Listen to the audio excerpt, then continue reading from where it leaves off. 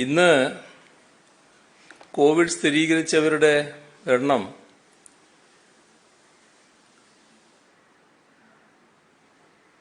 11,361. ആകെ 1,11,124 പരിശോധനയാണ് നടന്നത്.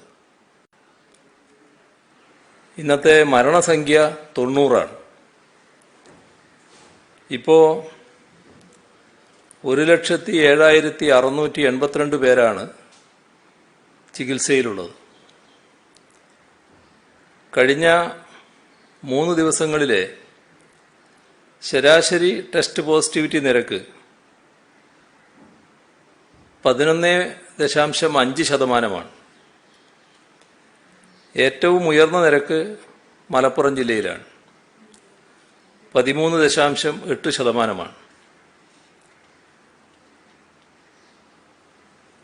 8.8% കോട്ടയത്താണ് ഏറ്റവും കുറഞ്ഞ ടെസ്റ്റ് പോസിറ്റിവിറ്റി നിരക്ക്. കോട്ടയത്തിന് പുറമെ ആലപ്പുഴ, കണ്ണൂർ, കോഴിക്കോട് ജില്ലകളിൽ TPR 10%-ലും താഴെയാണ്. ബാക്കി 10 ജില്ലകളിലും 10 മുതൽ 13.8% വരെയാണ് നിരക്ക് കാണിക്കുന്നത്. കഴിഞ്ഞ ആഴ്ചയുമായി താരതമ്യം ചെയ്യുമ്പോൾ ടെസ്റ്റ് പോസിറ്റിവിറ്റിയുടെ ഉയർച്ചാ നിരക്കിൽ 15% കുറവ് വന്നിട്ടുണ്ട്. കേസുകളുടെ വളർച്ചാ നിരക്കിൽ 42% കുറവ് വന്നിട്ടുണ്ട്. ജൂൺ 11, 12, 13 ദിവസങ്ങളിലെ പുതിയ കേസുകളുടെ ശരാശരി എണ്ണത്തേക്കാൾ 4.2% കുറവ് കഴിഞ്ഞ 3 ദിവസങ്ങളിൽ ഉണ്ടായിട്ടുണ്ട്. ആക്റ്റീവ് കേസുകളുടെ എണ്ണത്തിൽ 14.43% കുറവാണുണ്ടായത്. 10.04% കുറവ് ടെസ്റ്റ് പോസിറ്റിവിറ്റി നിരക്കിലും ഉണ്ടായിട്ടുണ്ട്. 40 ദിവസത്തോളം നീണ്ട ലോക്ക്ഡൌണിനെ തുടർന്ന് രോഗവ്യാപനത്തിൽ വന്ന കുറവ് കണക്കിലെടുത്ത് ഇളവുകൾ വരുത്തി നമ്മുടെ സംസ്ഥാനം മുന്നോട്ട് പോവുകയാണ്. ടെസ്റ്റ് പോസിറ്റിവിറ്റി നിരക്കിൻ്റെ അടിസ്ഥാനത്തിൽ തദ്ദേശഭരണ സ്ഥാപനങ്ങളെ തരംതിരിച്ച് അതിനനുസൃതമായ നിയന്ത്രണങ്ങളാണ് നടപ്പാക്കുന്നത്. ഈ നിയന്ത്രണങ്ങളോട് പൂർണ്ണമായ സഹകരണം എല്ലാവരുടെയും ഭാഗത്തു നിന്നുണ്ടാകണം. ലോക്ക്ഡൗൺ ഘട്ടത്തിൽ പുലർത്തിയ ജാഗ്രത ഇനിയും തുടരണം. തീവ്രവ്യാപനശേഷിയുള്ള ഡെൽറ്റ വൈറസിനെയാണ് നമ്മളിപ്പോൾ അഭിമുഖീകരിക്കുന്നത്. അതുകൊണ്ട് തന്നെ കർശനമായ രീതിയിൽ മുൻകരുതലുകൾ സ്വീകരിക്കണം. ഇരട്ട മാസ്കുകൾ ധരിക്കാനും ചെറിയ കൂടിച്ചേരലുകൾ പോലും ഒഴിവാക്കാനും പൊതുസ്ഥലത്തെന്ന പോലെ വീടുകൾക്കകത്തും കരുതലുകൾ സ്വീകരിക്കാനും ശ്രദ്ധിക്കണം. മുൻപ് നിരവധി തവണ വിശദമാക്കിയതുപോലെ അടുത്ത് ഇടപഴകലുകളും ആൾക്കൂട്ടങ്ങളും ഒഴിവാക്കണം. കടകളിലും തൊഴിൽ സ്ഥാപനങ്ങളിലും അതീവ ജാഗ്രത പുലർത്തണം. അടഞ്ഞ സ്ഥലങ്ങൾ വേണ്ട എന്ന് വെക്കണം. വായു സഞ്ചാരമുള്ളിടങ്ങളിലാകട്ടെ ഇടപെടലുകളൊക്കെ.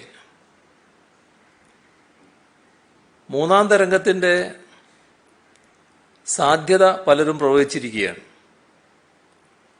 അത് നാം കണക്കിലെടുക്കണം. മൂന്നാം തരംഗത്തിൻ്റെ സാധ്യതയെക്കുറിച്ച് കണക്കിലെടുക്കുമ്പോൾ ഈ ഡെൽറ്റ വൈറസിനേക്കാൾ വ്യാപനശേഷിയുള്ള ജനിതക വ്യതിയാനം സംഭവിച്ച കോവിഡ് വൈറസിൻ്റെ ആവിർഭാവം തള്ളിക്കളയാനാവില്ല. ഇപ്പോഴതില്ല. പക്ഷേ നാം അതീവ ജാഗ്രത പുലർത്തേണ്ട ഒരു കാര്യമാണിത്. നമ്മുടെ സമൂഹം നാം മാത്രമായി കഴിയുന്ന ഒരു സമൂഹമല്ല. ഇവിടത്തേക്ക് വന്നു ചേരുന്നവരുണ്ട്. ഇവിടുന്ന് പോയി ഇങ്ങോട്ട് എത്തിപ്പെടുന്നവരുണ്ട്. ഇത്തരം ആളുകൾ കാണുമ്പോൾ നല്ല ആരോഗ്യവാന്മാർ തന്നെയായിരിക്കും. ചിലപ്പോൾ ആവശ്യമായ രോഗപ്രതിരോധ ശേഷിയും അവർക്കുണ്ടാകാം. കാരണം വാക്സിനേഷനൊക്കെ എടുത്തിട്ടുണ്ട്. പക്ഷേ വാക്സിനേഷൻ എടുത്തവരിലും ഈ വൈറസ് കടക്കാം. അങ്ങനെ അതിവ്യാപന ശേഷിയുള്ള ആ വൈറസുമായി ഇവിടെ എത്തിപ്പെടുന്നയാൾക്ക് അനേകം ആളുകൾക്ക് ആ വൈറസ് കൊടുക്കാൻ സാധിക്കും. ഈ സാധ്യത നാം ഗൗരവമായി കാണേണ്ടതായിട്ടുണ്ട്. അതുകൊണ്ടാണ് ഇതിൻ്റെ തുടർച്ചയായുള്ള നിയന്ത്രണങ്ങൾ പാലിക്കേണ്ടതിൻ്റെ പ്രത്യേകത പറയുന്നത്. ഡെൽറ്റ വൈറസ് തന്നെ അതിതീവ്ര വ്യാപനശേഷിയുള്ളതാണ്. അപ്പോൾ തീവ്ര വ്യാപനശേഷിയുള്ള ഡെൽറ്റ വൈറസാണ് ഇപ്പം നമ്മൾ അഭിമുഖീകരിച്ചുകൊണ്ടിരിക്കുന്നത്. അത് പൂർണ്ണമായി മാറിയിട്ടില്ല. ഇപ്പോൾ വരുന്ന ഒരു പ്രശ്നം ടെസ്റ്റ് പോസിറ്റിവിറ്റി നിരക്ക് 8% താഴെയായവർ, അതേപോലെ തന്നെ അത്തരം പ്രദേശങ്ങൾ 8%-നും 20%-നും ഇടയിലുള്ളവർ, അത്തരം പ്രദേശങ്ങളിലൊക്കെ നല്ല ഇളവുകളാണ് ഇപ്പോൾ നൽകിയിട്ടുള്ളത്. അപ്പോൾ അവിടങ്ങളിൽ വസിക്കുന്നവർ ഈ പ്രശ്നം ഇനി ഇവിടെ ഇല്ല എന്നൊരു ബോധത്തിൽ ചിലരെത്തുന്നുണ്ട്. അത് അങ്ങേയറ്റം അപകടകരമായ ഒന്നാണ്. അലംഭാവം കൂടുതൽ വ്യാപനത്തിലേക്ക് എത്തിച്ചേക്കാം. 8%-ൽ താഴെയുള്ളവരെ 8%-ന് മുകളിലേക്ക് എത്തിച്ചേക്കാം. 20%-ൽ താഴെയുള്ളവരെ 20%-ന് മുകളിലേക്ക് എത്തിച്ചേക്കാം. അപ്പോൾ ഈ പറയുന്ന വ്യാപനത്തോത് കുറഞ്ഞിരിക്കുന്നു എന്നത് നാം കാണിച്ച ജാഗ്രതയുടെ ഫലമായിട്ടാണ്. ആ ജാഗ്രത നഷ്ടപ്പെട്ടു പോയാൽ, അല്ലെങ്കിൽ നമ്മൾ ഉപേക്ഷിക്കുന്ന സ്ഥിതി ഉണ്ടായാൽ കൂടുതൽ വ്യാപനത്തിലേക്ക് നീങ്ങിയേക്കാം. അതുണ്ടാക്കുന്ന ബുദ്ധിമുട്ടും പ്രയാസവും ചെറുതായിരിക്കില്ല.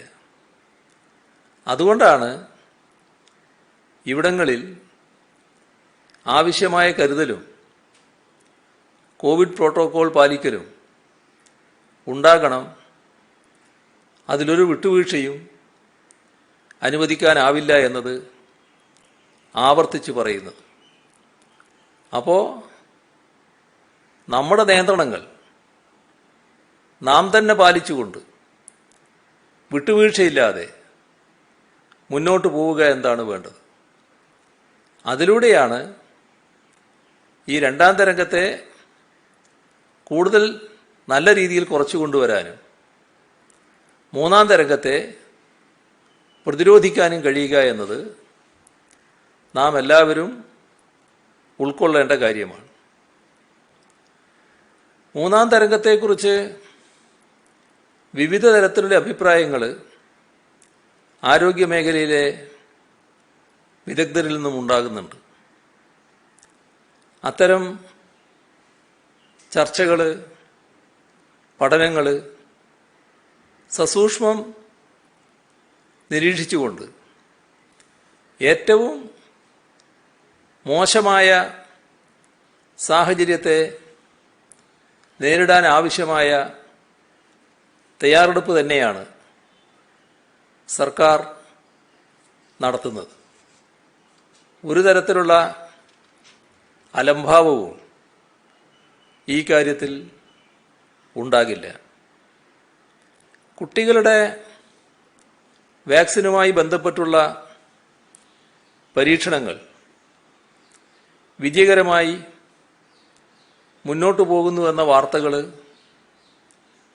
വലിയ പ്രത്യാശ നൽകുന്നതാണ്. 12 മുതൽ 18 വയസ്സ് വരെയുള്ളവർക്ക് വേണ്ട വാക്സിനേഷൻ അധികം വൈകാതെ ലഭ്യമായേക്കാം. അമേരിക്കയിൽ ആ പ്രായപരിധിയിൽപ്പെട്ട കുട്ടികൾക്ക് വാക്സിനേഷൻ നൽകിത്തുടങ്ങിയെന്നാണ് അറിയാൻ കഴിയുന്നത്.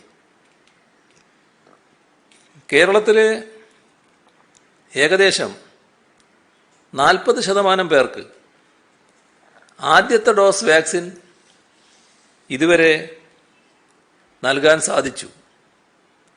ഇത് ആശ്വാസകരമായ കാര്യമാണ്. വാക്സിൻ ലഭ്യമാകുന്ന മുറക്ക് ത്വരിതഗതിയിൽ അതിൻ്റെ വിതരണം നമ്മൾ നടത്തുന്നുണ്ട്. നല്ല കാര്യക്ഷമതയോടെ തന്നെയാണ് വാക്സിൻ വിതരണം നമുക്ക് നടത്താൻ കഴിഞ്ഞിട്ടുള്ളത്. അതുകൊണ്ടാണ് ഇന്ത്യയിൽ തന്നെ മറ്റൊരിടത്തുമില്ലാത്ത വിധം ഒട്ടും തന്നെ പാഴായി പോകാതെ വാക്സിൻ വിതരണം ചെയ്യാൻ നമുക്ക് കഴിഞ്ഞത്. വാക്സിനേഷൻ കൂടുതൽ വേഗത്തിൽ മുന്നോട്ട് കൊണ്ടുപോകാൻ ആവശ്യമായ പ്രവർത്തനങ്ങളാണ് സർക്കാർ നടത്തുന്നത്. അതേസമയം വാക്സിൻ കേന്ദ്രങ്ങളിലെ തിരക്കൊഴിവാക്കാനും നാം ശ്രദ്ധിക്കേണ്ടതുണ്ട്. വാക്സിൻ കേന്ദ്രങ്ങൾ രോഗവ്യാപനത്തിൻ്റെ കേന്ദ്രങ്ങളായി മാറരുത്. അധികൃതരും ജനങ്ങളും ഇക്കാര്യത്തിൽ ഒരുപോലെ ഉത്തരവാദിത്വത്തോടെ പെരുമാറണം. വാക്സിൻ ലഭിക്കുന്നില്ല എന്ന ഭീതിയോടെ ആരും കഴിയേണ്ടതില്ല. വാക്സിൻ ലഭ്യമാകുന്നതിനനുസരിച്ച് ഒട്ടും താമസിപ്പിക്കാതെ അത് വിതരണം ചെയ്യാനുള്ള ക്രമീകരണങ്ങളെല്ലാം സജ്ജമാണ്. എല്ലാവർക്കും വാക്സിൻ ലഭ്യമാക്കുക തന്നെ ചെയ്യും. പക്ഷേ വാക്സിൻ ലഭിക്കുന്നില്ല എന്നൊരു ആശങ്കയോടെ വാക്സിനേഷൻ കേന്ദ്രങ്ങളിൽ വന്ന് ആൾക്കൂട്ടം സൃഷ്ടിച്ചാൽ ചിലപ്പോൾ അതിൻ്റെ ഭാഗമായി രോഗബാധയുണ്ടാകാനും ജീവൻ അപകടത്തിലാവുകയും ചെയ്യും എന്നത് നാം ഓർക്കേണ്ട കാര്യമാണ്. ഇവിടെ നാം കാണുന്നത് വലിയൊരു ശതമാനം ആളുകൾക്ക് വാക്സിൻ ലഭ്യമാക്കുക, അതിലൂടെ സാമൂഹിക പ്രതിരോധം ആർജിക്കാൻ സാധിക്കുക. ഇതാണ് നാം ലക്ഷ്യമിടുന്നത്. ബ്ലാക്ക് ഫംഗസ് അല്ലെങ്കിൽ മ്യൂക്കർ മൈക്കോസിസ് റിപ്പോർട്ട് ചെയ്യപ്പെട്ടതിനനുസരിച്ച് ഇതുവരെ 73 കേസുകളാണ്. അതിൽ 50 പേരാണ് ഇപ്പോഴും ചികിത്സയിലുള്ളത്. 8 പേർ രോഗമുക്തരായി, 15 പേർ മരണപ്പെട്ടുപോയി. സർക്കാർ ആശുപത്രികളിൽ നിലവിലുള്ളത് 3040 ICU കിടക്കകളാണ്. അതിൽ 1137 കിടക്കകൾ കോവിഡ് രോഗികളുടെയും 736 കിടക്കകൾ കോവിഡേതര രോഗികളുടെയും ചികിത്സക്കായി ഉപയോഗിക്കുകയാണ്. സർക്കാർ ആശുപത്രികളിലെ 63.6% ICU കിടക്കകളാണ് ഇപ്പോൾ ഉള്ളത്. ഇവിടെ 7468 ICU ബെഡുകളിൽ 1090 എണ്ണമാണ് കോവിഡ് രോഗികളുടെ ചികിത്സക്കായി ഉപയോഗിക്കുന്നത്. സർക്കാർ ആശുപത്രികളിൽ നിലവിലുള്ള ആകെ വെന്റിലേറ്ററുകളുടെ എണ്ണം 2293 ആണ്. അതിൽ 611 വെന്റിലേറ്ററുകൾ കോവിഡ് രോഗികളുടെ ചികിത്സക്കായി ഉപയോഗിക്കുന്നുണ്ട്. 163 എണ്ണം കോവിഡേതര രോഗികളുടെ ചികിത്സക്കായാണ് ഉപയോഗിക്കുന്നത്. സർക്കാർ ആശുപത്രികളിലെ മൊത്തം വെന്റിലേറ്ററുകളുടെ 33.8% ഉപയോഗത്തിലുള്ളത്. സ്വകാര്യ ആശുപത്രികളിലെ 2432 വെന്റിലേറ്ററുകളിൽ 508 എണ്ണമാണ് നിലവിൽ കോവിഡ് ചികിത്സക്കായി ഉപയോഗിക്കുന്നത്. കോവിഡ് വ്യാപനം വന്നപ്പോൾ പല ആശുപത്രികളിലും കോവിഡ് ചികിത്സക്ക് പ്രാമുഖ്യം നൽകിയിട്ടുണ്ട്. ചിലത് പൂർണ്ണമായും കോവിഡ് ചികിത്സക്ക് ഉപയോഗിച്ചിട്ടുമുണ്ട്. ഇത് കോവിഡ് ഇതര രോഗങ്ങൾ ചികിത്സിക്കുന്നതിന് പ്രയാസമുണ്ടാക്കിയെന്നത് വസ്തുതയാണ്. ഈ കാര്യം സർക്കാർ ഗൗരവമായി പരിഗണിച്ചിട്ടുണ്ട്. ഇപ്പോൾ ആശ്വാസകരമായൊരു അന്തരീക്ഷത്തിലേക്ക് നീങ്ങുന്നുവെന്ന് കാണുമ്പോൾ മെഡിക്കൽ കോളേജ് ആശുപത്രികളടക്കം കോവിഡ് ഇതര രോഗങ്ങൾക്ക് ഫലപ്രദമായ ചികിത്സാ സൗകര്യം നേരത്തെ ഉള്ളതുപോലെ തന്നെ ഉറപ്പാക്കാനുള്ള നടപടികളിലേക്ക് നീങ്ങാനാണ് ഉദ്ദേശിക്കുന്നത്. അതിനാവശ്യമായ സജ്ജീകരണങ്ങൾ ഒരുക്കാൻ ആരോഗ്യവകുപ്പിന് നിർദ്ദേശം നൽകിയിട്ടുണ്ട്. മൂന്നാം തരംഗം ഉണ്ടാകുകയാണെങ്കിൽ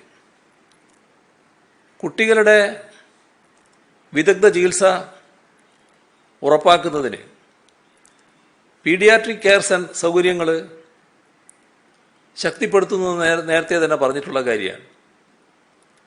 അപ്പോൾ മുതിർന്നവർക്കുള്ള സൗകര്യങ്ങൾ ഒരുക്കുന്നതോടൊപ്പം കുട്ടികളിലെ ചികിത്സക്കുള്ള സൗകര്യങ്ങളും വിപുലീകരിക്കാനാണ് ഉദ്ദേശിക്കുന്നത്. മെഡിക്കൽ കോളേജ് ആശുപത്രികളിൽ നേരത്തെ തന്നെ ചെയ്യാൻ പോകുന്ന സൗകര്യങ്ങളെക്കുറിച്ച് പറഞ്ഞിരുന്നു. അധികമായി കിടക്കകളുള്ള പീഡിയാട്രിക് ICU സ്ഥാപിക്കാനാണ് ഉദ്ദേശിക്കുന്നത്. ഇപ്പോൾ നിലവിലുള്ള പീഡിയാട്രിക് ICU ചിലയിടങ്ങളിൽ അവയുടെ എണ്ണം വർദ്ധിപ്പിക്കാനും ഉദ്ദേശിക്കുന്നുണ്ട്.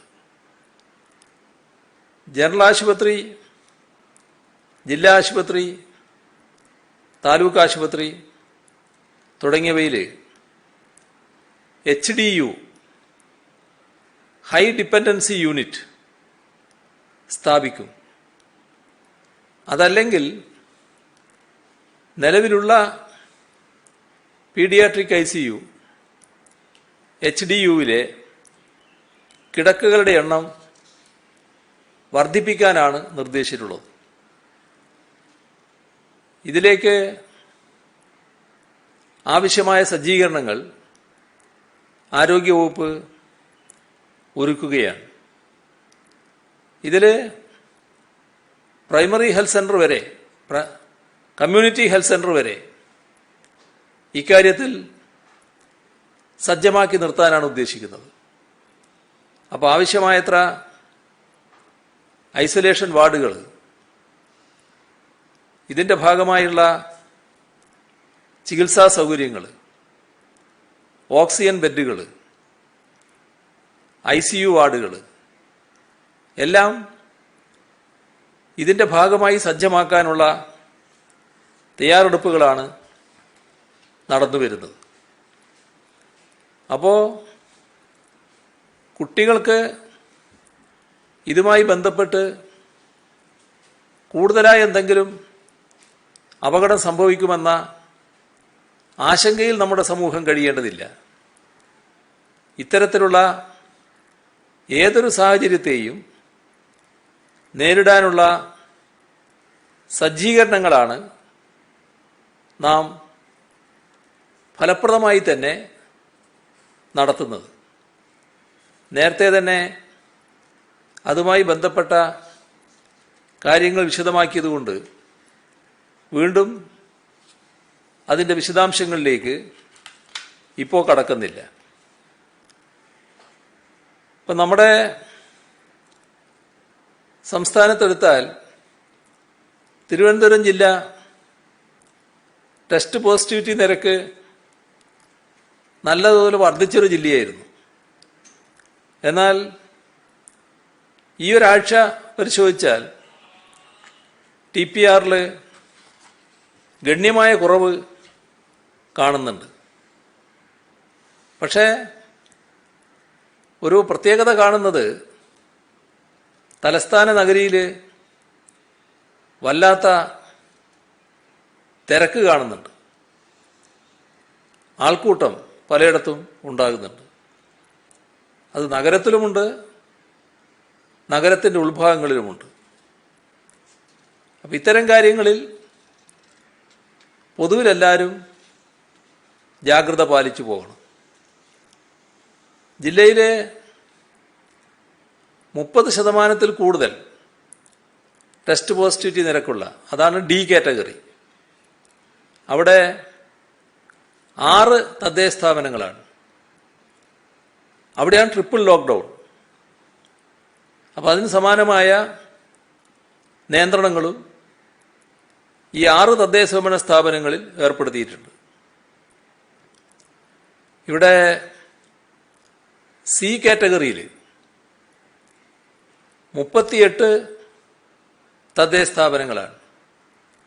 അത് 20-ന് മേലെയുള്ളതാണ്, 20 മുതൽ 30 വരെയുള്ളതാണ്.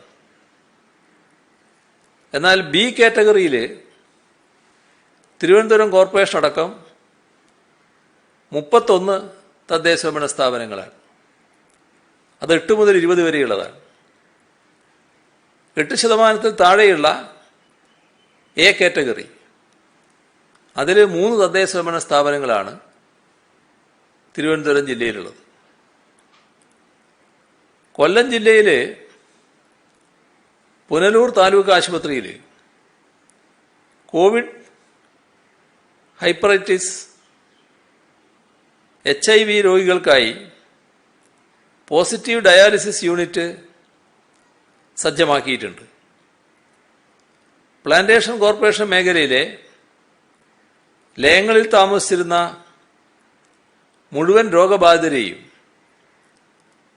DCCകളിലേക്ക് മാറ്റി താമസിപ്പിച്ചിട്ടുമുണ്ട്.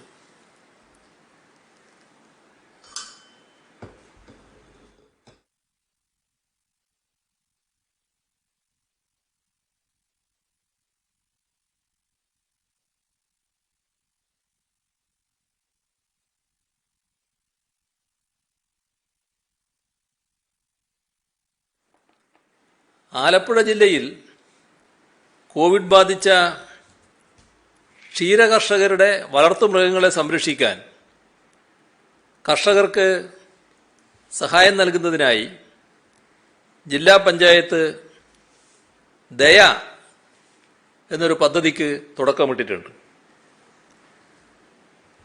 കോവിഡ് സാഹചര്യത്തിൽ മാനസിക സംഘർഷം അനുഭവിക്കുന്നവരെ കണ്ടെത്തി പരിചരണം ലഭ്യമാക്കുന്നതിനുള്ള പ്രത്യേക പദ്ധതിയായ ഒറ്റക്കല്ല കൂടെയുണ്ട് കോട്ടയം നാളെ തുടങ്ങുകയാണ്.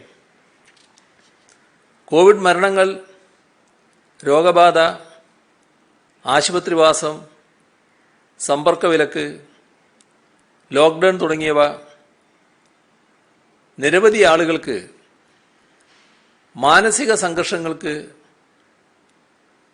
കാരണമാകാൻ ഇടയുള്ള സാഹചര്യത്തിലാണ് ജില്ലാ ദുരന്ത നിവാരണ അതോറിറ്റി ഇത്തരമൊരു പദ്ധതി നടപ്പാക്കുന്നത്. വാർഡ് തല സമിതികൾ, പ്രൊഫഷണൽ കൗൺസിലർമാർ, 500ഓളം സോഷ്യൽ വർക്ക് ബിരുദാനന്തര ബിരുദ വിദ്യാർത്ഥികൾ, ഇവരുടെ എല്ലാം സേവനം ഇതിനായി പ്രയോജനപ്പെടുത്തും.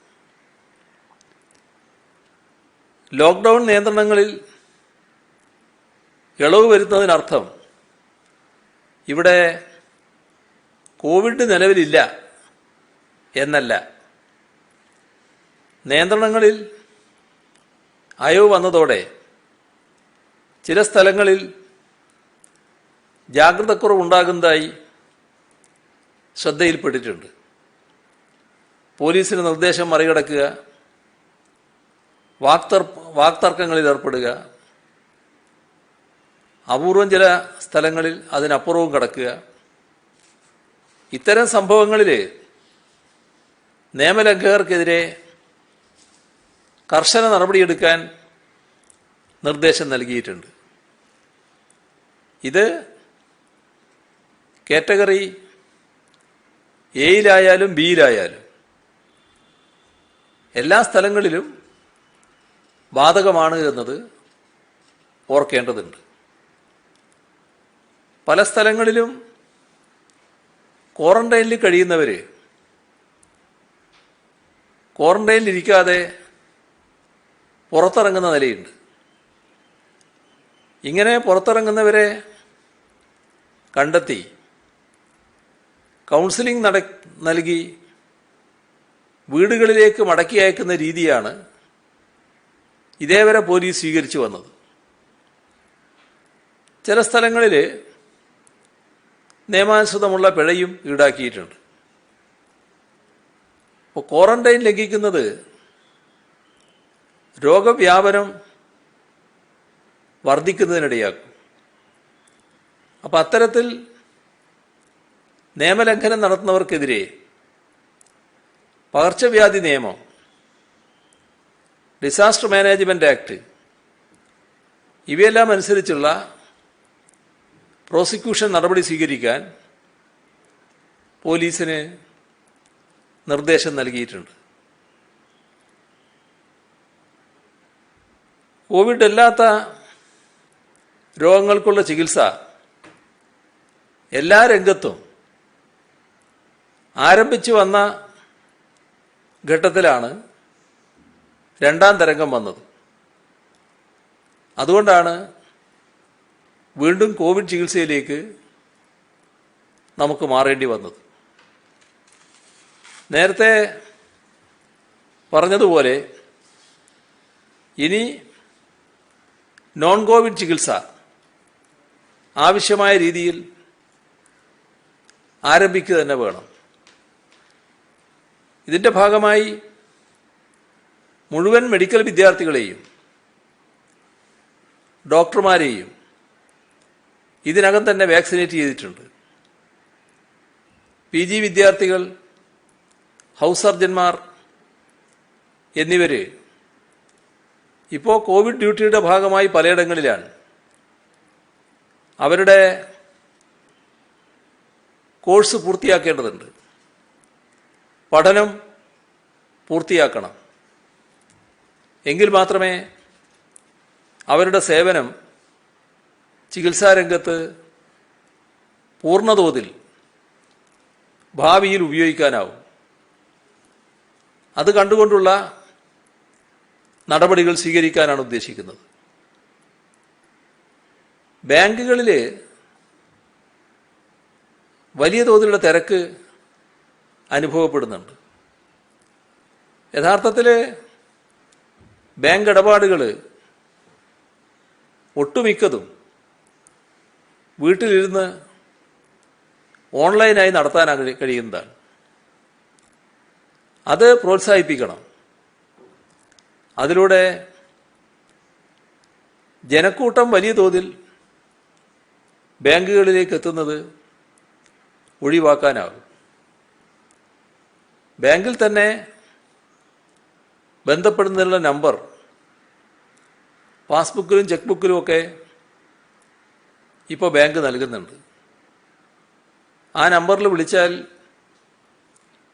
എന്താണ് ചെയ്യേണ്ടത് എന്ന് ഇത്തരം കാര്യങ്ങളെക്കുറിച്ച് അറിയാത്തവർക്ക് ബാങ്കിൽ തന്നെ വിവരം ലഭിക്കും. ആ സഹായം സ്വീകരിക്കാൻ തയ്യാറാവുക. സഹായം വേണ്ടവർക്ക് മതിയായ രീതിയിൽ സഹായം നൽകാൻ ബാങ്കുകളും തയ്യാറാവുക. വിദേശത്ത് യാത്ര ചെയ്യേണ്ടി വരുന്നവരുടെ ഇവിടുത്തെ കോവിഡ് വാക്സിനേഷൻ നടത്തിയ സർട്ടിഫിക്കറ്റ്, അതിൽ ചില കുറവുകൾ ഇപ്പോൾ ചൂണ്ടിക്കാണിച്ചിട്ടുണ്ട്. അപ്പോൾ അടിയന്തരമായി അവ പരിഹരിക്കാനുള്ള നിർദ്ദേശം നൽകിയിട്ടുണ്ട്. വാക്സിൻ രജിസ്ട്രേഷൻ കാര്യത്തിൽ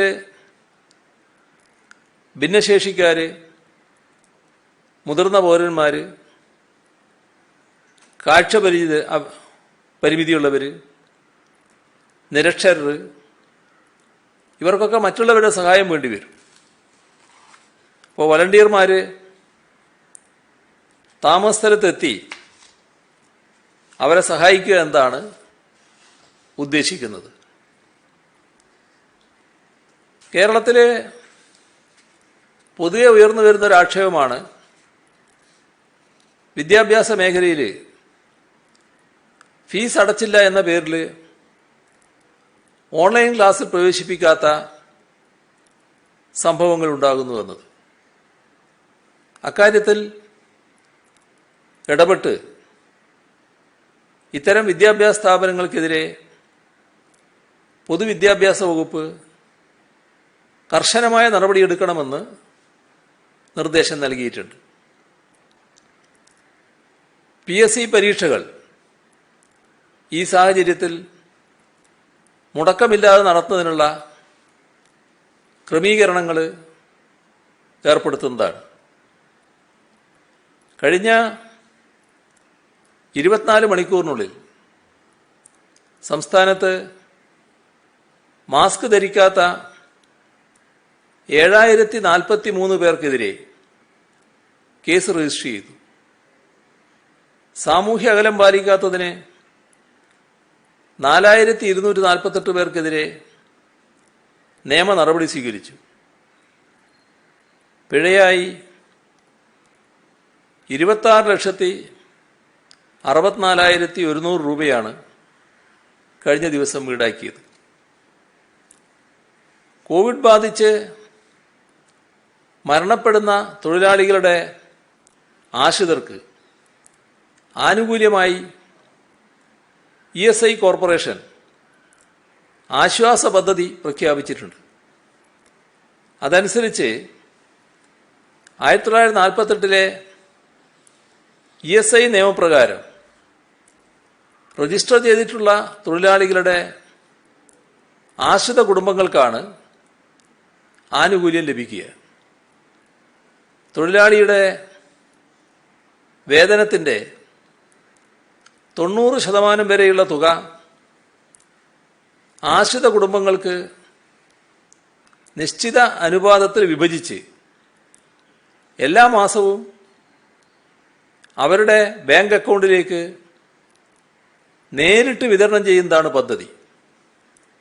ഇത് പ്രകാരം കുറഞ്ഞ ആനുകൂല്യം പ്രതിമാസം 1800 രൂപയായിരിക്കും. മരണപ്പെട്ട തൊഴിലാളിയുടെ ഭാര്യക്കോ ഭർത്താവിനോ വർഷത്തിൽ 120 രൂപ അടച്ചാൽ ESI ചികിത്സാ ആനുകൂല്യം ലഭിക്കും. 24/3/2020 മുതൽ മുൻകാല പ്രാബല്യത്തോടെ 2 വർഷത്തേക്കാണ് പദ്ധതി നടപ്പാക്കുക. പൊതുവെയുള്ള സഹായകാര്യങ്ങളാണ്. മാതൃഭൂമി മാനേജിംഗ് ഡയറക്ടറായിരുന്ന MP വീരേന്ദ്രകുമാറിന്റെ സ്മരണക്കായി കൽപ്പറ്റ ജനറൽ ആശുപത്രിയിൽ ഓക്സിജൻ ബെഡുകൾ സജ്ജീകരിക്കും. 62 കിടക്കകൾക്കുള്ള ഓക്സിജൻ പോർട്ടുകളാണ് മാതൃഭൂമി നൽകുന്നത്. കോവിഡ് മഹാമാരിയുടെ കാലത്ത് വയനാട്ടിലെ ആധുനിക ചികിത്സാ സംവിധാനങ്ങളുടെ അപര്യാപ്തത കണക്കിലെടുത്താണ് ഓക്സിജൻ പോർട്ടുകൾ നൽകുന്നത്. പോർട്ടുകൾ സ്ഥാപിച്ച് ഓക്സിജൻ കിടക്കകൾ സജ്ജീകരിക്കുന്ന പ്രവൃത്തി ആശുപത്രിയിൽ തുടങ്ങിയിട്ടുണ്ട്. കേരള NGO യൂണിയൻ ഡിജിറ്റൽ പഠന സൗകര്യമില്ലാത്ത വിദ്യാർത്ഥികൾക്ക് 2,50,00,000 രൂപ ചെലവിട്ട് ഉപകരണങ്ങൾ വാങ്ങി നൽകാൻ തീരുമാനിച്ചതായി അറിയിച്ചിട്ടുണ്ട്. കേരള PSC എംപ്ലോയീസ് യൂണിയൻ അംഗങ്ങൾ ആദ്യ ഗഡുവായി ദുരിതാശ്വാസ നിധിയിലേക്ക് 61,17,918 രൂപ നൽകിയിട്ടുണ്ട്. തപാൽ മേഖലയിലെ ജീവനക്കാരുടെ സംഘടനയായ national federation of postal employees സംസ്ഥാന കമ്മിറ്റി 30,11,276 രൂപ. സർവീസിൽ നിന്ന് വിരമിച്ച സർക്കാർ കോളേജ് അധ്യാപകരുടെ കൂട്ടായ്മയായ Kerala government college retired teachers welfare association 28,85,000 രൂപ. Kerala motor vehicle department gazetted officers association 12,05,500 രൂപ. സംസ്ഥാനത്തെ പൊതുമേഖലാ സ്വയംഭരണ സ്ഥാപനങ്ങളിലെ ഓഫീസർമാരുടെ സംഘടന സ്പാറ്റോ 12 ലക്ഷം രൂപ. കോഴിക്കോട് ജില്ലയിലെ DYFI തിരുവമ്പാടി ബ്ലോക്ക് കമ്മിറ്റി വിവിധ പ്രവർത്തനങ്ങളിലൂടെ ശേഖരിച്ച 8,11,952 രൂപ. നേമം ബ്ലോക്ക് പഞ്ചായത്ത് 8 ലക്ഷം രൂപ. ബാലരാപുരം സർവീസ് സഹകരണ ബാങ്ക് 7,94,483 രൂപ. Association of Kerala water authority officers അംഗങ്ങൾ 6,48,500. ഇൻഫർമേഷൻ കേരളയിലെ ജീവനക്കാരുടെ union employees federation at information technology 5,93,173. Thiruvananthapuram Malayinkeezhu ഗ്രാമപഞ്ചായത്ത് 5 ലക്ഷം. പാപ്പിനിശ്ശേരിയിലെ Kerala clays and ceramics products limited ജീവനക്കാരുടെ വിഹിതം ഉൾപ്പെടെ 5 ലക്ഷം. നാടക പ്രവർത്തകരുടെ സംഘടന നാടക് 3,58,102 രൂപ. All Kerala +2 lab assistant association 3 ലക്ഷം. വനിതാ ശിശു വികസന വകുപ്പിന്റെ കീഴിലുള്ള ICPSലെ എംപ്ലോയീസ് യൂണിയൻ 2 ലക്ഷം. വെഞ്ഞാറമ്മൂട് പുല്ലുംപാറ സർവീസ് സഹകരണ ബാങ്ക് 2 ലക്ഷം. ചേർത്തല താലൂക്കിലെ ചെറുകിട കയറുൽപ്പന്ന നിർമ്മാതാക്കളുടെ സഹകരണ സംഘം 2 ലക്ഷം. Association of Indian communist Portsmouth branch England 2 ലക്ഷം രൂപ. കുടുംബശ്രീ CDS ചിതറ 1,75,000. ശ്രീകണ്ഠപുരം റേഞ്ച് ചെത്തുതൊഴിലാളി യൂണിയൻ CITU 1,54,300. വണ്ടാഴി ഗ്രാമപഞ്ചായത്ത് ജീവനക്കാർ 6 ദിവസത്തെ ശമ്പളത്തിൽ നിന്ന് 1,14,630. കേരള ഗ്രാമപഞ്ചായത്ത് librarians association സമാഹരിച്ച 1,18,000. Bar association Vadakara 1 ലക്ഷം. ഇത്രയും വിവരങ്ങളാണ് ഇന്ന് പങ്കുവെക്കാനുള്ളത്.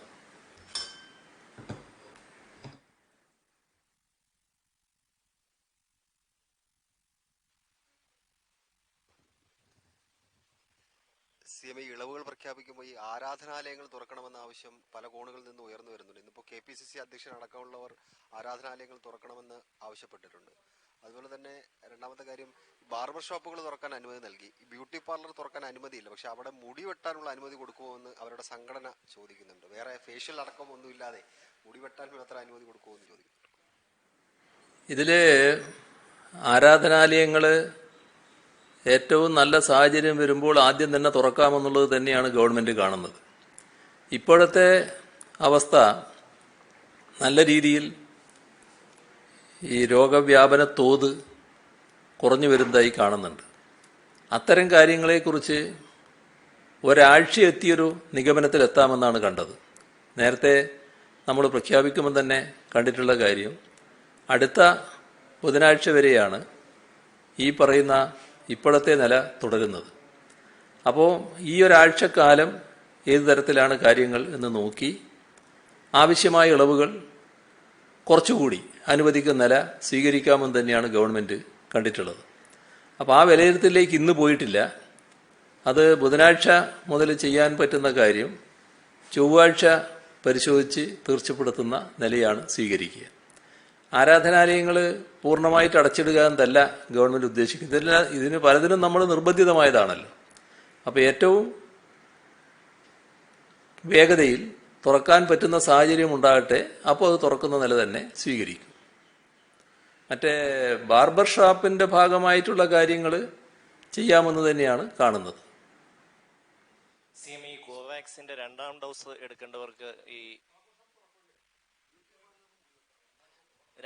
എടുക്കേണ്ടവർക്ക് ഇപ്പൊ ഈ നമ്മുടെ ഈ ഇതില് സൈറ്റിൽ കയറിയിട്ട് കിട്ടുന്നില്ല പലർക്കും. വാക്സിന്റെ ക്ഷാമം കൊണ്ടാണോ അതോ എന്തെങ്കിലും? വാക്സിന്റെ ആവശ്യമായത്ര കോവാക്സിൻ ലഭ്യമാകുന്നതിന് ഹെൽത്ത് ഡിപ്പാർട്ട്മെന്റ് ആവശ്യമായ നടപടിയെടുക്കുന്നുണ്ട്. അതിന്റെ ഭാഗമായി രണ്ടാം ഡോസ് കൊടുക്കേണ്ടവർക്ക് കൊടുക്കാനുള്ള കാര്യങ്ങൾ ഉറപ്പാക്കും. അതിനുള്ള നടപടികൾ തുറന്നു വരുന്നുണ്ട്. ഈ അൺലോക്ക് തുടങ്ങിയിരിക്കുന്ന ഒരു സാഹചര്യത്തിൽ ഇൻഡോർ ഷൂട്ടിങ്ങുകളൊക്കെ അനുവദിക്കുമോ എന്നൊരു ചോദ്യമുണ്ട്. അതായത് പ്രധാനമായും സീരിയലുകളും മറ്റ് ഇൻഡോർ ഷൂട്ടുകളും ഒപ്പം ഹോട്ടലുകളിലും റിലാക്സേഷൻ കൊടുക്കുമോ? ഈ രണ്ട് ചോദ്യം. അതൊക്കെ ക്രമത്തിൽ ചെയ്യേണ്ട കാര്യങ്ങളാണ്. ഈ ഞാൻ പറഞ്ഞല്ലോ, ഒരാഴ്ച പിന്നിടുമ്പോൾ പരിശോധിച്ച് എന്തൊക്കെ ചെയ്യാൻ പറ്റുമെന്നത് നമുക്ക് തീരുമാനിക്കാവുന്നതാണ്. ഇപ്പോഴത്തെ അവസ്ഥയിൽ കഴിഞ്ഞ തവണ നമ്മൾ അളവ് അനുവദിക്കുമ്പോൾ ഷൂട്ടിങ്ങിന് ഈ പറഞ്ഞ കുറച്ചാളുകൾ മാത്രം പോരാതെ വരുന്നൊരവസ്ഥയുണ്ടാവും. അതുകൊണ്ടാണ് അതിൻ്റെ കാര്യങ്ങൾ ആലോചിക്കാതിരുന്നത്. എന്നാൽ കുറവ് വരുന്നുണ്ടെങ്കിൽ ഈ കാര്യങ്ങളും ഗൗരവമായി തന്നെ ആലോചിച്ച് തീരുമാനിക്കുന്ന നില ഉണ്ടാകും. ഹോട്ടലുകളുടെ കാര്യത്തിലും അതേ കാര്യം തന്നെയാണ് പറയാനുള്ളത്. CM മറ്റൊരു കാര്യമാണ്, എറണാകുളം ജില്ലയിലെ പോത്താനിക്കാട് ഒരു 16 വയസ്സുള്ള പെൺകുട്ടിയെ പീഡിപ്പിച്ച കേസിലെ പ്രതികളായി മാത്യു കുഴൽനാടൻ MLA-യും യൂത്ത് കോൺഗ്രസും സംരക്ഷിക്കുന്നതായിട്ട് ഒരു ആരോപണം ഉയർന്നിട്ടുണ്ട്. ഇന്നിപ്പോൾ DYFI സംസ്ഥാന പ്രസിഡന്റ് വാർത്താ സമ്മേളനം നടത്തി ആക്ഷേപം ഉന്നയിച്ചിട്ടുണ്ട്. ഇതിനെങ്ങനെയാണ് കാണുന്നത്? ഒരു ജനപ്രതിനിധിയാണ് പോക്സോ കേസിലെ പ്രതിയെ സംരക്ഷിക്കുന്നത്. അല്ല, ഇക്കാര്യത്തിൽ നമ്മുടെ നാട്ടില് നിയമവാഴ്ച നല്ല രീതിയിൽ നടക്കുന്നൊരു സംസ്ഥാനമാണ്. ആർക്കും ഇത്തരം പ്രതികളെ അന്യായമായി സംരക്ഷിക്കാനാവില്ല. അത് സംരക്ഷിക്കാൻ വിചാരിച്ചാലും നമ്മുടെ നാട്ടിലെ നിയമം നല്ല ശക്തമാണ്. അതിനാവശ്യമായ നടപടികൾ നിയമപാലകർ ഉറപ്പുവരുത്തുകയും ചെയ്യും. അതുകൊണ്ട് സംരക്ഷിക്കണമെന്ന് ആഗ്രഹിച്ച് എന്തെങ്കിലും തെറ്റായ കാര്യങ്ങൾ ചെയ്യുന്നുണ്ടെങ്കിൽ അതിനെ അടക്കം പ്രതിരോധിച്ചുകൊണ്ട് തന്നെ ആവശ്യമായ നടപടികൾ മുന്നോട്ട് പോകുമെന്നത് ഉറപ്പിക്കാവുന്നതാണ്. ഇത്തരം ഇരകളുടെ കാര്യത്തിൽ എപ്പോഴും അതിൻ്റെതായ പ്രാധാന്യത്തോടെ തന്നെ ഇടപെടുന്ന നിലപാടാണ് കേരള പോലീസ് സ്വീകരിച്ചിട്ടുള്ളത്. CM ഈ KPCCയുടെ അധ്യക്ഷനായിട്ടുള്ള K. സുധാകരൻ അടുത്തിടെ ഒരു വാരികയിൽ എഴുതിയിട്ടുള്ളത് താങ്കളുടെ ശ്രദ്ധയിൽപ്പെട്ടിട്ടുണ്ടാവും. താങ്കളെ പണ്ട് കോളേജ് വിദ്യാർത്ഥിയായിരുന്നപ്പോൾ മർദ്ദിച്ചിട്ടുണ്ടെന്നും അത് ഇപ്പോഴും അതെന്തോ ഒരു വലിയ സംഭവം എന്ന നിലയിലാണ് ഒരു പാർട്ടിയുടെ അധ്യക്ഷൻ, പാർട്ടിയെ നയിക്കുന്നയാള് അത് ഇപ്പോഴും അതിനെക്കുറിച്ച് വിവരിക്കുന്നതും. CM എങ്ങനെ കാണുന്നു അതിനെ? അദ്ദേഹത്തിന് ഏതെങ്കിലും തരത്തിലുള്ള സ്വപ്നം കാണുന്നതിനെ ഞാൻ തടയേണ്ടയാളല്ലോ. അതൊരു സ്വപ്നാടനത്തിന്റെ ഭാഗം മാത്രമാണ് ആ പറയുന്ന കാര്യങ്ങൾ. അന്നത്തെ ഞാനും അക്കാലത്തെ കെ സുധാകരനും അത് അദ്ദേഹത്തിൻ്റെ ഒരു സ്വപ്നം ഉണ്ടായിട്ടുണ്ടാവും, അല്ലെങ്കിൽ ഒരു മോഹം ഉണ്ടായിട്ടുണ്ടാവും, ഈ പിണറായി വിജയനെ ചവിട്ടി വീഴ്ത്തണമെന്ന്. പക്ഷേ അത് യാഥാർത്ഥ്യത്തിൽ വന്നാലല്ലേ, യഥാർത്ഥത്തിൽ സംഭവിച്ചാലല്ലേ അത് സംഭവിച്ചതായിട്ട് പറയാൻ പറ്റുക. എന്നോട് അദ്ദേഹത്തിന് ചിലപ്പോൾ രണ്ട് ഭാഗത്തായി പ്രവർത്തിക്കുന്നത് കൊണ്ട് ഒരു വിരോധപരമായ സമീപനമൊക്കെ ഉണ്ടായിട്ടുണ്ടാവും. അന്ന് ഇന്നത്തെ സുധാകരനല്ലല്ലോ, വിദ്യാർത്ഥിയായിട്ടുള്ള സുധാകരനല്ലേ. അതിൻ്റെ ഭാഗമായി ചിലപ്പോൾ എന്നെ കിട്ടിയാലൊന്ന് തല്ലാമെന്നും വേണമെങ്കിലൊന്ന് ചവിട്ടി വീഴ്ത്താമെന്നൊക്കെ മനസ്സിൽ കണ്ടിട്ടുണ്ടാവും. യഥാർത്ഥത്തിൽ സംഭവിച്ചതെന്താ? ഞാനതിൻ്റെ കാര്യങ്ങളിലേക്കൊന്നും പോകാൻ ആഗ്രഹിക്കുന്ന ഒരാളല്ല. പക്ഷേ ഈ തീർത്തും വസ്തുതാവിരുദ്ധമായ കാര്യങ്ങൾ പറയുമ്പോൾ എങ്ങനെയാണ് പറയാതിരിക്കുക എന്നുള്ളതാണ്. അതുകൊണ്ട് മാത്രം പറയുകയാണ്. ഇപ്പം നേരത്തെ നിങ്ങൾ ഇതല്ലാതെ ചോദ്യം എന്നോട് ചോദിച്ചിരുന്നു, സുധാകരനെ നിങ്ങൾക്ക് നല്ലതുപോലെ അറിയാലോ, എന്താണ് പ്രസിഡന്റ് ആയതിനെ പറ്റിയത്. ഞാൻ അന്ന് പറഞ്ഞ മറുപടി നിങ്ങൾ ശ്രദ്ധിക്കുന്നുണ്ടാവും. ആ പാർട്ടിയാണ് തീരുമാനിക്കേണ്ടത്, ആ പാർട്ടിക്ക് അദ്ദേഹമാണ് KPCC പ്രസിഡന്റ് ആകേണ്ടതെന്ന് തോന്നിയാൽ അദ്ദേഹത്തെ ആക്കുന്നു. അതിനെക്കുറിച്ച് ഞാനെന്ത് അഭിപ്രായം പറയാനാണ്? ഇതാണ് ഞാൻ പറഞ്ഞൊരാശയം വന്ന്. അത് സുധാകരനെക്കുറിച്ച് എനിക്ക് അറിയാത്തതുകൊണ്ടല്ല, ഞാനെന്തിനാണ് വേണ്ടാത്ത കാര്യങ്ങൾ വിളിച്ചു പറയേണ്ട കാര്യം? അതുകൊണ്ട് മാത്രമാണ് ഞാൻ പറയാതിരുന്നത്. ഈ പറയുന്ന കാര്യം ആ കാലത്ത് KSFന്റെ ഒരു സംസ്ഥാന ഭാരവാഹിയാണ് ഞാൻ. ഒരു ക്ലാസ് ബഹിഷ്കരണം ആഹ്വാനം ചെയ്തിരുന്നു. ക്ലാസ് ബഹിഷ്കരണം ആഹ്വാനം ചെയ്ത് അന്നൊരു പരീക്ഷയാണ്, ആ പരീക്ഷ എഴുതേണ്ട ആളാണ് ഞാൻ. നേരത്തെ ഇത്തരമൊരു പരീക്ഷാ ബഹിഷ്കരണം ആഹ്വാനം ചെയ്ത KSU നേതാവ്, അദ്ദേഹം കേരളത്തിലൊരു വളരെ പ്രധാനിയായിട്ടുള്ള ആളാണ്, ഞാൻ അദ്ദേഹത്തിൻ്റെ പേരൊന്നും ഇപ്പോൾ പറയുന്നില്ല. അദ്ദേഹം പരീക്ഷ എഴുതിയിരുന്നു. ആ പരീക്ഷ എഴുതിയെ വിമർശിച്ച ആളാണ് ഞാൻ. അതുകൊണ്ട് തന്നെ ഞാൻ ആ പരീക്ഷ എഴുതണ്ടെന്ന് വെച്ചു. പക്ഷെ എഴുതണ്ടെന്ന് വെച്ചാൽ എനിക്കെന്തെങ്കിലും അസുഖമായി പോയതുകൊണ്ട് പോയില്ല എന്നല്ലേ വരൂ. ഞാൻ കോളേജിൽ പോയി പരീക്ഷ എഴുതാതിരുന്നു. ഇതാണ് സംഭവിച്ചത്. ഞാൻ അവിടെ ഉണ്ട്, കോളേജ് ഉണ്ട്. ഇപ്പോൾ പരീക്ഷാ ബഹിഷ്കരണത്തിൻ്റെ ഭാഗമായുള്ള സമരം നടക്കുകയാണ്. ആ സമരം നടക്കുമ്പോൾ നമ്മുടെ SFI KSF ആണെന്ന്, KSFന്റെ പ്രവർത്തകരും KSUക്കാരാണ് ഇതിനെ തടയാൻ വേണ്ടി വരുന്നത്. അങ്ങനെ ഒരു സെറ്റ് ഇതിൻ്റെ ഭാഗമായൊരു സംഘർഷത്തിലേക്ക് നീങ്ങുകയാണ്. ഞാൻ കോളേജ് വിട്ട സമയമാണത്, പരീക്ഷ എഴുതാൻ പോയതാണ്. അപ്പോൾ കോളേജ് വിട്ട ഒരാളെന്ന നിലക്ക് കോളേജിനകത്ത് ഞാൻ ചെല്ലുമ്പോഴുള്ള എൻ്റെ പരിമിതിയുണ്ട്. ആ പരിമിതി മനസ്സിൽ വെച്ചുകൊണ്ടാണ് ഞാൻ നിൽക്കുന്നത്. അപ്പോഴാണൊരു വല്ലാത്ത സംഘർഷാവസ്ഥയിലേക്ക് കാര്യങ്ങൾ നീങ്ങുന്നത്. സംഘർഷാവസ്ഥയിലേക്ക് കാര്യങ്ങൾ നീങ്ങിയപ്പോൾ ഈ സുധാകരൻ അപ്പോൾ ഉണ്ട്. സുധാകരനെ എനിക്കന്നറിയില്ല, സുധാകരൻ ആ കൂട്ടത്തിലുണ്ട്. അന്നത്തെ എല്ലാവരും ചെറുപ്പകാലമല്ലേ, വിദ്യാർത്ഥികളല്ലേ, ഇന്ന് കാണുന്ന രീതിയൊന്നും ആയിരിക്കില്ലല്ലോ. അപ്പം എനിക്ക് എൻ്റെ മനസ്സിലുള്ളത് എന്താ, ഈ സംഘർഷത്തിൽ ഞാൻ ഉൾപ്പെടാതിരിക്കണം. ബ്രണ്ണൻ കോളേജിൽ വിട്ടൊരു കാലം നിലക്ക് കോളേജിനകത്ത് ചെന്ന് അവിടെയുള്ളൊരു സംഘർഷത്തിലുണ്ടായി, ഒരു അടിപിടിയിലുണ്ടായി എന്നൊരു നില വരരുത്. ഇതാണ് എൻ്റെ മനസ്സിലുള്ളത്. പക്ഷേ സംഗതി കൈവിട്ടു പോകുന്നു. അങ്ങനെ വന്നപ്പോൾ ഈ ചെറുപ്പക്കാരൻ്റെ നേരെ ഒരു പ്രത്യേക രീതിയിലുള്ള റിയാക്ഷൻ ഞാൻ എടുത്തു. അയാളെ ശരീരം തൊട്ടില്ല, അയാളെ ഒന്നും ചെയ്തില്ല. ഈ രണ്ട് കൈയും കൂട്ടി ഇങ്ങനെ ഇടിക്കുകയാണ്. ഇപ്പോൾ ഇടിക്കുന്ന പോലെയല്ല കേട്ടോ, ഒരു സംഘർഷ സ്ഥലത്ത് വെച്ചുള്ള സംഭവമാണ്. ഈ ഇടിയിൽ ഒരു വല്ലാത്ത ശബ്ദം ഉണ്ടാകുകയാണ്. സ്വാഭാവികമായി അതിൻ്റെ പിന്നാലെയുള്ള ചില വാക്കുകളും വരും. അതെന്താണെന്ന് നിങ്ങൾ ഊഹിച്ചാൽ മതി. ഇയാളുടെ നേരെ അപ്പോൾ ഇയാളുടെ നേതാവായിട്ടുള്ള ബാലനുണ്ട്. ബാലനൊക്കെ ഞങ്ങൾ സുഹൃത്തുക്കളുമാണ്, ഞങ്ങൾ തമ്മിൽ പരസ്പരം അറിയുന്നതാണ്. ബാലൻ വന്ന് എന്നെ നേരെ ഇങ്ങനെ പിടിച്ചു. അയ്യോ വിജയ, ഒന്നും ചെയ്യല്ലേ എന്ന് പറഞ്ഞു. അന്ന് ഞാൻ പറഞ്ഞ വാചകം ഇന്ന് പറയാൻ പറ്റുമോ എന്നറിയില്ല. പിടിച്ചു കൊണ്ടുപോടാ, ആരാ ഇവൻ? ഇവനെയും പിടിച്ച ആളുകൾ അങ്ങോട്ട് പോയി. ഇതാണ് സംഭവിച്ചത്.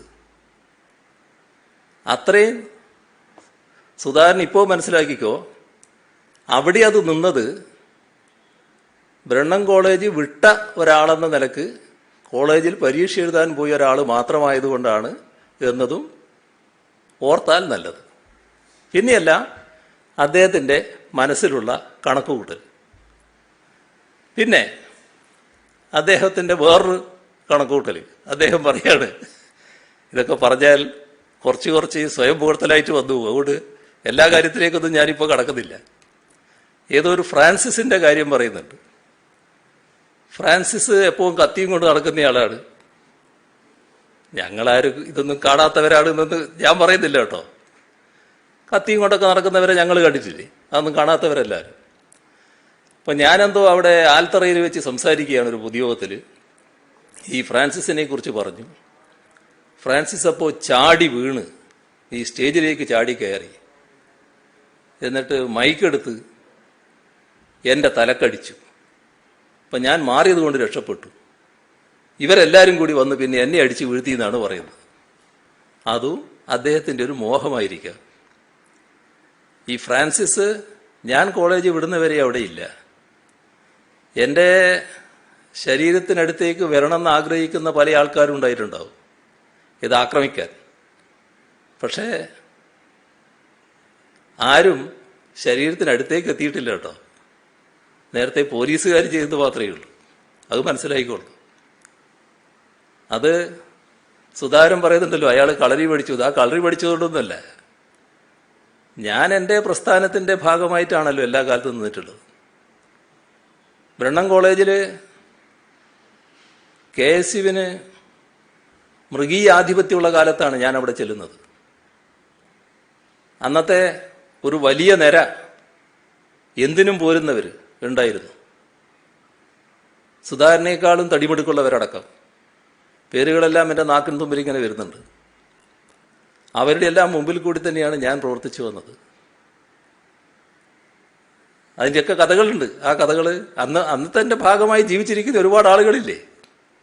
എല്ലാവർക്കും അറിയാവുന്നതല്ലേ ഇതൊക്കെ? എങ്ങനെയാണ് ഇത്രയും പൊങ്ങച്ചം പറയാൻ പറ്റുന്നത്? എന്താവശ്യത്തിനാണ് ഇത് പറയുന്നത്? പിന്നെ ഞാനൊന്നും പറഞ്ഞില്ല. പക്ഷേ സുധാകരനെ പറ്റി സുധാകരൻ്റെ അനുയായികളായിട്ടുള്ളവർ അല്ല, സഹപ്രവർത്തകരായിട്ടുള്ളവർ, ഇപ്പോഴാണല്ലോ KPCC പ്രസിഡന്റ്, അതിനു മുമ്പിൽ സഹപ്രവർത്തകരായിട്ടുള്ളവർ പറഞ്ഞെന്താ? അതിലാണ് P. രാമകൃഷ്ണനെ ഓർക്കേണ്ടത്. P. രാമകൃഷ്ണൻ കണ്ണൂരിലെ കോൺഗ്രസിൻ്റെ പ്രസിഡന്റായിരുന്നു. അദ്ദേഹം പറഞ്ഞത്, ഞാനതൊന്നും പറയാൻ ആളല്ല കേട്ടോ, ഞാനൊന്നും പറയേണ്ട ആളല്ല. പക്ഷേ വല്ലാതെ പറഞ്ഞുകൊണ്ടിരിക്കുമ്പോൾ ഇതൊക്കെ സമൂഹം അറിയേണ്ടതില്ലേ? അതുകൊണ്ട് മാത്രം പറയുകയാണ് ഞാൻ. ഈ പറയുന്നത് ശരിയാണെന്നൊരു അഭിപ്രായവും എനിക്കില്ല. പക്ഷേ വല്ലാതെ ശബ്ദിച്ചുകൊണ്ട് വരുമ്പോൾ ചിലത് അങ്ങോട്ടും പറയണ്ടേ? ഞാനായിട്ട് പറയുന്നില്ല, രാമകൃഷ്ണൻ പറഞ്ഞത് ഓർക്ക്. രാമകൃഷ്ണൻ പറഞ്ഞ ഒരു വാചകം, പണമുണ്ടാക്കാൻ വേണ്ടി മാത്രമാണ് സുധാകരൻ രാഷ്ട്രീയ പ്രവർത്തനം നടത്തുന്നത്. പലരെയും കൊന്നു പണമുണ്ടാക്കി. പിണറായി വിജയൻ പറഞ്ഞതല്ല, P. രാമകൃഷ്ണൻ എന്ന കോൺഗ്രസിൻ്റെ കണ്ണൂരിലെ പ്രധാനപ്പെട്ട നേതാക്കളിൽ ഒരാൾ. വിദേശ കറൻസി ഇടപാടുള്ള സുധാകരന് ബ്ലേഡ് കമ്പനികളുണ്ട്. മണൽ മാഫിയയുമായും നേരിട്ട് ബന്ധമുണ്ട്. രാഷ്ട്രീയ പ്രവർത്തനത്തിന് പറ്റിയ ആളല്ല സുധാകരൻ. നേതാക്കൾക്ക് അയാളെ പേടിയാണ്. കൊല്ലപ്പെട്ടവർക്കായി പിരിച്ച പണം സ്വന്തം പോക്കറ്റിലാക്കുന്നു. രാമകൃഷ്ണന്റെ വാചകങ്ങൾ എന്തായിരുന്നു എന്ന് സുധാകരൻ ഓർക്കുന്നത് നല്ലതാണ്. അലഞ്ഞു നടന്നു വന്ന റാസ്കലാണ് സുധാകരൻ, ഭീരുവുമാണ്. ജയിച്ചതിന് ശേഷം MP തിരിഞ്ഞു നോക്കാത്ത പ്രദേശങ്ങൾ കണ്ണൂരിലുണ്ട്. സുധാകരൻ വന്നതിന് ശേഷമുള്ള തെരഞ്ഞെടുപ്പുകളിലാണ് കാസർഗോഡ്, കണ്ണൂർ, വടകര മേഖലകളിൽ കൂടുതൽ തോൽവിയുണ്ടാകുന്നത്. ഞങ്ങളാരും പറഞ്ഞതല്ല, CPM-കാർ പറഞ്ഞതല്ല. അദ്ദേഹത്തിൻ്റെ കണ്ണൂരിലെ ഏറ്റവും അടുത്തറിയാവുന്ന നേതാവ് പറഞ്ഞ കാര്യങ്ങൾ, പിന്നെ സുധാകരനോടൊപ്പം ഉണ്ടായിരുന്നവരെ കുറിച്ച് പറഞ്ഞ കാര്യം ഞാനതൊന്നും ദീർഘിപ്പിച്ച് പറയുന്നില്ല. അതിൽ അദ്ദേഹം പുഷ്പരാജിൻ്റെ കാര്യം പറയുന്നുണ്ട്, പ്രശാന്ത് ബാബുവിൻ്റെ കാര്യം പറയുന്നുണ്ട്. അവരുടെ എന്തായിരുന്നു രീതികൾ എന്നത് പറയുന്നുണ്ട്. പ്രശാന്ത് ബാബു ആ കാലത്ത് പറഞ്ഞതിനെക്കുറിച്ച് രാമകൃഷ്ണൻ പറയുന്നുണ്ട്. പുഷ്പരാജും പ്രശാന്ത് രാജും എങ്ങനെ സുധാകരനെതിരായി വന്നു എന്നതിനെക്കുറിച്ച് പറയുന്നുണ്ട്. പുഷ്പരാജിനെ ആക്രമിച്ച് കാൽ തകർത്തതിനെപ്പറ്റി രാമകൃഷ്ണൻ പറയുന്നുണ്ട്. ഇതെല്ലാം പറഞ്ഞതിന് ശേഷം രാമകൃഷ്ണൻ പറയുന്നൊരു കാര്യം, DCC പ്രസിഡന്റായിരുന്ന ഘട്ടത്തിൽ തൻ്റെ ശവഘോഷയാത്രയും കോലം കത്തിക്കലും DCC ഓഫീസിൽ നിന്ന് പുറത്താക്കലും നടത്തിയ യൂത്ത് കോൺഗ്രസ്സുകാർ പാർട്ടിയെ നശിപ്പിക്കാനല്ലേ കൂട്ടുനിന്നത്? സുധാകരന്റെ ചെയ്തികൾ തുറന്നു പറഞ്ഞതിന് DCC ഓഫീസിൽ കയറാൻ സമ്മതിച്ചില്ല. ആരെ? DCC പ്രസിഡന്റായ രാമകൃഷ്ണനെ. ഗൂണ്ടകൾ തനിക്കെതിരെയും ബോംബ് ഭീഷണി മുടക്കി. നല്ല രീതിയിൽ പാർട്ടിയെ നയിക്കുന്ന ഘട്ടത്തിലാണ് തന്നെ വലിച്ച് താഴെയിറക്കി പാർട്ടിയെ അനാഥമാക്കിയത്. ഇപ്പോൾ രാമകൃഷ്ണൻ ജീവിച്ചിരിപ്പില്ലെങ്കിലും അദ്ദേഹത്തിൻ്റെ വാക്കുകൾ ഇപ്പോഴും പൊതുവേദിയിൽ ലഭ്യമാണ്. സുധാകരനോടൊപ്പം അതേ കളരിയിൽ പയറ്റിയ ഇപ്പോഴും ജീവിച്ചിരിക്കുന്ന മമ്പറം ദിവാകരൻ, നിങ്ങൾക്ക് പലർക്കും ഇതിനെക്കുറിച്ച് അറിയില്ല, അതുകൊണ്ടാണ് എനിക്ക് ചിരി വരുന്നത്. മമ്പറം ദിവാകരൻ ആരാണ് എന്നൊക്കെ സുധാകരനോടൊപ്പം അവിടെയുള്ള എല്ലാവർക്കും അറിയാം. അദ്ദേഹം പറഞ്ഞിട്ടുണ്ട് ഒരു അഭിമുഖം, അത് ഞാൻ ഉദ്ധരിക്കാം. DCC അംഗം പുഷ്പരാജിന്റെ കാൽ ഗൂണ്ടകളെ ഉപയോഗിച്ച് അടിച്ചു തകർത്തതടക്കം ഒരുപാട് സംഭവങ്ങളുണ്ട്. തൻ്റെ പക്കലുള്ള ഫോട്ടോകളും തെളിവുകളും പുറത്തുവിട്ടാൽ കേരളത്തിൽ ഒരു കോൺഗ്രസ് പ്രവർത്തകനും സുധാകരനെ KPCC പ്രസിഡന്റാക്കണമെന്ന് പറയില്ല. എന്നിട്ട് അദ്ദേഹം വെളിപ്പെടുത്തുകയാണ്, ഇവർ രണ്ടാളും ഒരേ ശരീരക്കൂറുകാരായിരുന്നു. പക്ഷേ ദിവാകരൻ വെളിപ്പെടുത്തുകയാണ്, തലശ്ശേരി ഇന്ദിരാഗാന്ധി ആശുപത്രിയിൽ വെച്ച് തന്നെ കൊല്ലാനും ശ്രമം നടന്നതായി ആ ഇന്റർവ്യൂവിൽ ഈ മമ്പറം ദിവാകരൻ വെളിപ്പെടുത്തി. എന്നിട്ട് അദ്ദേഹം ചോദിച്ച കുറേ ചോദ്യങ്ങളുണ്ട്. അദ്ദേഹം ഇപ്പോഴും ജീവിച്ചിരിക്കുന്ന ആളാണല്ലോ. ആ ചോദ്യങ്ങളിൽ ഒന്ന്, DCC ഓഫീസിന് പിരിച്ച കോടികൾ എവിടെ? കണ്ണൂർ DCC ഓഫീസിനും കരുണാകരൻ സ്മാരക ട്രസ്റ്റിന്റെ പേരിൽ ചെറക്കൽ രാജാസ് സ്കൂൾ വാങ്ങാനും വേണ്ടി പിരിച്ചെടുത്ത കോടികൾ എവിടെ? കണ്ണൂരിൽ DCC ആസ്ഥാനം പുതുക്കിപ്പണിയാൻ പൊളിച്ചിട്ടിട്ട് 9 വർഷമായി. എത്ര തവണ പിരിച്ചിട്ടും കെട്ടിടം ഉയർന്നില്ല. കെട്ടിടം പൂർത്തിയാകാൻ ഇനിയും 30 ലക്ഷം വേണമെന്നാണ് പറയുന്നത്. അപ്പോൾ പലതവണയായി പിരിച്ച പണമെല്ലാം എവിടെ പോയി?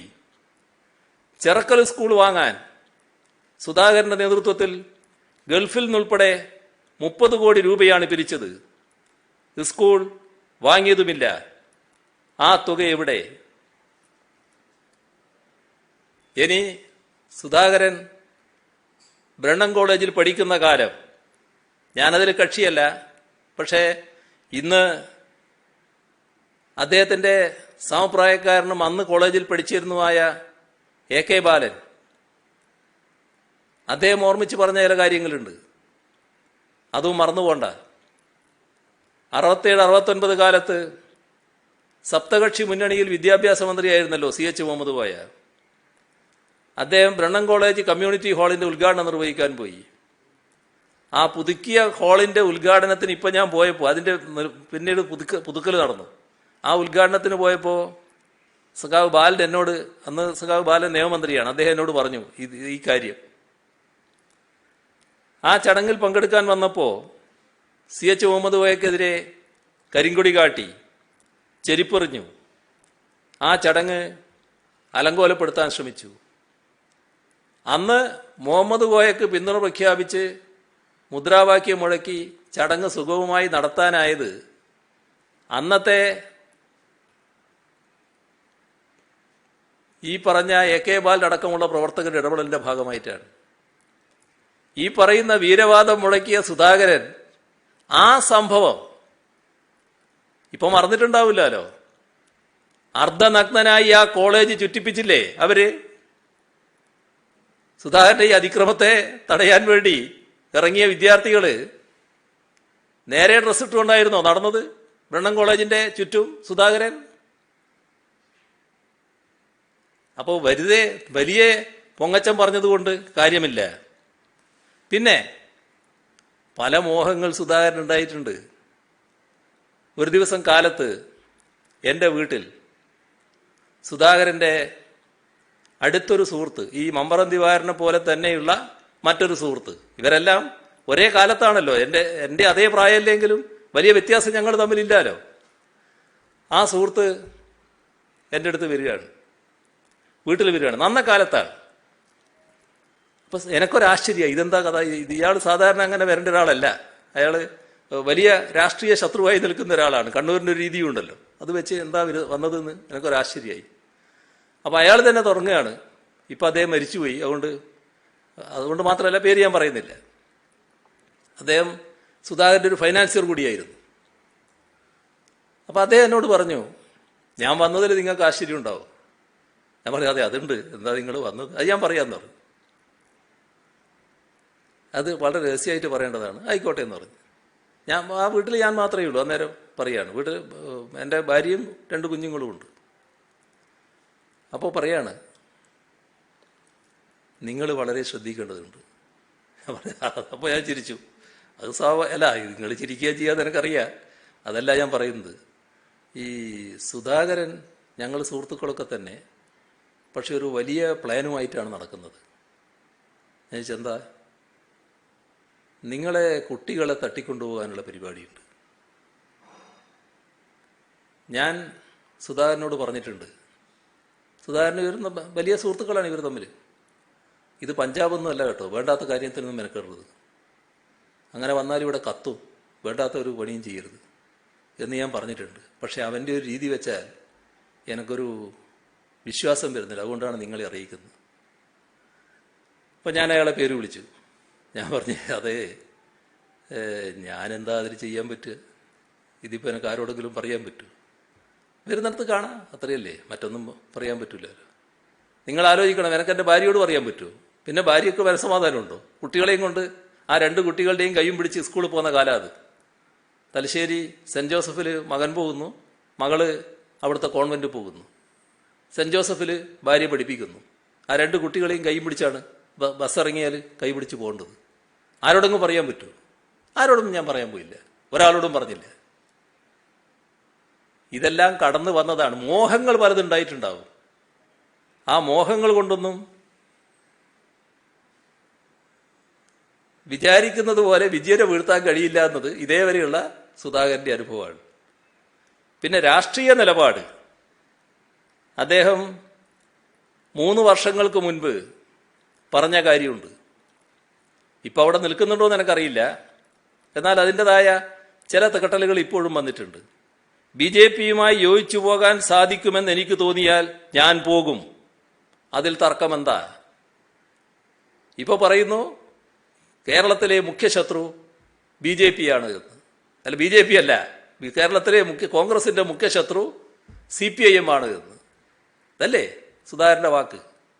ഞാനന്ന് പറഞ്ഞല്ലോ നിങ്ങളോട്, എന്താണ് കോൺഗ്രസ് നേതൃത്വത്തിന് പറയാനുള്ളത്? ആരും പറയുന്നത് കേട്ടില്ല. കുറച്ച് നീണ്ടുപോയി, പറയാൻ പാടില്ലാത്ത പല കാര്യങ്ങളും പറഞ്ഞു. അതിലെനിക്ക് ദുഃഖമുണ്ട്. പക്ഷേ പറയാതിരിക്കുന്നത് ഇപ്പോഴെങ്കിലും ഔചിത്യമല്ല എന്നുള്ളത് കൊണ്ട് മാത്രമാണ് ഞാൻ പറഞ്ഞത്. ബാക്കി കാര്യങ്ങൾ നമുക്ക് പിന്നീട് പറയാം.